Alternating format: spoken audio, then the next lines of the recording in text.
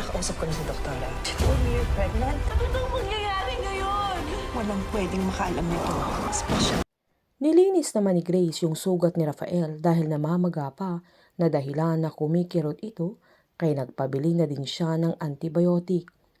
Nagpasalamat si Rafael na tinawag niyang Christine dahil nagpapanggap silang mag-asawa kaya naalala ni Rafael si Christine lalo't pareho silang maalaga. Nang aalis na sana si Grace ay hinawakan ni Rafael yung kamay niya at nakiusap siyang huwag siyang iiwan at manatili siya doon. Nasakto namang pinuntahan sila ni Matias kaya nakita niyang may sugat sa tiyan ni Rafael na agad ding umalis at dumiretso siya sa isang kwarto kung saan andoon ang isang baril na tinago niya sa isang baul na agad niya itong nilabas. Sa pag-uusap naman nila Jaime at Justine ay ginit niyang masaya si Father Damasco sa donation ng GSX na isang simbahan kaya giniit ni Justine na marami pa silang project na nakaline up para sa kanila maging sa ibang lugar at ibang mga charities.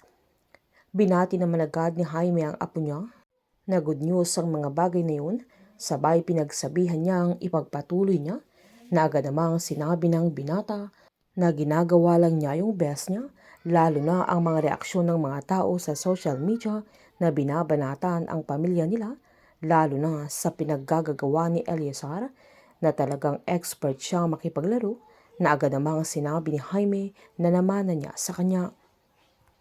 Nainis naman si Maxine nang i-forward ni Maki yung kinuhanan ni Calvin na video ni Justine na kunwari nagdadasal sa isang simbahan na sila mismo ang nag-donate na agad ding sinabi ni Moises na siya na ang humihingi ng tawad kay Bossing para kay Justine dahil ginagamit niya maging ang Diyos para magpabango sa mga tao. Naiinis namang sinabi ni Maxine nang akala ni Justine ay ganun na lang kadali na utuin niya ang mga tao kaya sinabihan siya ni Moises na wag na niyang inisin ang sarili niya dahil tama ang sinabi niya na wala nang maniniwala sa binata.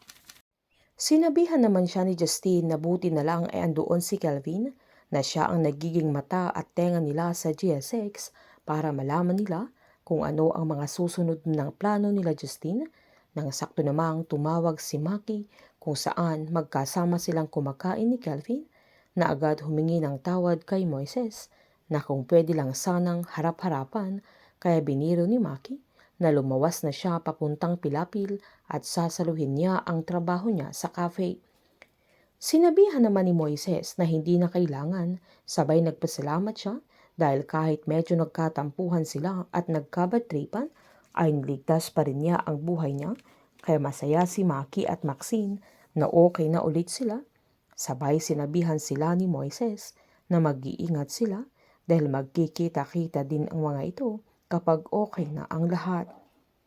Agad namang nag-react si Maki nang makita nilang inaakbayan ni Moises ang kapatid niya na porket wala siya doon ay sumisimple siya na agad namang sinabihan ni Moises na sila ang unang makakaalam na sila na ni Maxine kaya napasana all na lang sila na agad silang binati ni Calvin. Sabay sinabihan ni Maki si Moises na hindi lang Brad ang tawag niya sa kanya kundi bayaw na at winelcome niya sa family nila. Sabay nagtawanan silang apat. Sa paghingi naman ni Divine ng tulong kay Henry ay hindi ito palalampasin ni Jaime kaya magagawa niya itong ipapatay na malaking pagsisisihan ni Divine sa anong kayang gawin ni Jaime. Painit ng painit ang mga tagpo, sabay-sabay po nating subaybayan ang advance episode ng Pamilya Sagrado dito lamang po sa aking channel.